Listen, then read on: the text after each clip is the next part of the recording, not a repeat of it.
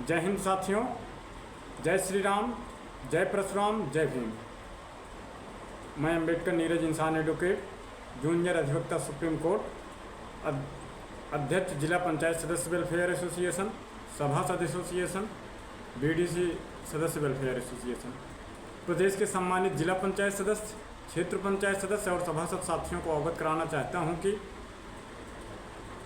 सभी समिति, संस्था और संगठन के पदाधिकारी को अवगत कराना चाहता हूं कि आप सभी अपने दायित्व का पालन करते हुए अपने संबंधित जिले में पंचायत सदस्यों के साथ बैठक कर, सम्मेलन करके उनके अधिकार को जागरूक करके एक जनपद स्तर पर बड़ी रूपरेखा तैयार करिए, संगठन को मजबूत करिए। जैसा कि मुख्य पदाधिकारी द्वारा आप सभी को ग्रुप के माध्यम से सूचना दे दी गई है। अगर वास्तव में आप लोग संगठन के मजबूत सिपाही हो, मजबूत पदाधिकारी हो, आपके ही बागडोर से प्रदेश के पंचायत सदस्यों को न्याय मिलना है, तो अपने दायित्व का पालन करें, जिससे प्रदेश के लाखों पंचायत सदस्यों को न्याय मिल सके। और यदि आप सब संगठन के पदाधिकारी बन करके अपने दायित्व का पालन करने में अगर कहीं कोई कसर रह जाती है तो निश्चित तौर पर लाखों पंचायत सदस्यों के अधिकार का संघर्ष कमज़ोर पड़ेगा। ऐसी स्थिति में संगठन को उस पर विचार करना पड़ेगा, वर्तमान की कमेटी पर विचार करना पड़ेगा, उन पदाधिकारियों पर विचार करना पड़ेगा जिनके ऊपर या जिन पर जिम्मेदारी का बीड़ा दिया गया कि आपको के ही माध्यम से संगठन मजबूत होगा।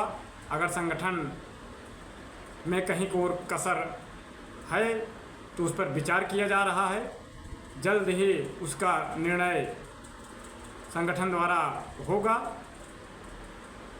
प्रदेश के समस्त जिला पंचायत, सभासद और क्षेत्र पंचायत साथी यदि मेरे सुझाव और मेरे विचार को सुन रहे हैं तो कमेंट बॉक्स में अपना सुझाव ज़रूर लिखें कि आप सब जनता द्वारा चुने जाते हैं, निर्वाचन आयोग की प्रणाली द्वारा चुने जाते हैं, लेकिन आप सबको किसी तरीके से कोई अधिकार नहीं है। आप लोगों को भी क्षेत्र के अनुपात में आप लोगों की भी निधि हो, आप लोगों को भी मानदेय सुनिश्चित हो। ऐसे संघर्ष को मैं पिछले कई वर्षों से कर रहा हूँ आप लोगों के लिए, आप लोगों के बीच में रह करके। और मैं पेशे से अधिवक्ता हूँ, जूनियर अधिवक्ता सुप्रीम कोर्ट में इस समय केसेस को देख रहा हूँ। अगर जहाँ भी उत्तर प्रदेश के अंदर पीड़ित, मजलूम, किसान, शोषित, वंचित, नौजवान जो भी अगर मुझे कोई याद करता है तो मैं उसके सुख दुख में खड़ा मिलूँगा, पेशे से अधिवक्ता के रूप में खड़ा मिलूँगा।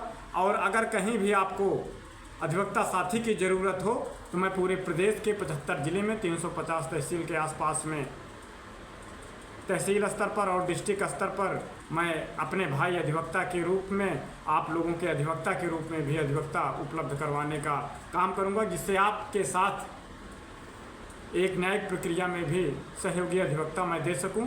इसलिए मैं आप लोगों के बीच में हर समय रह रहा हूं, संघर्ष कर रहा हूं।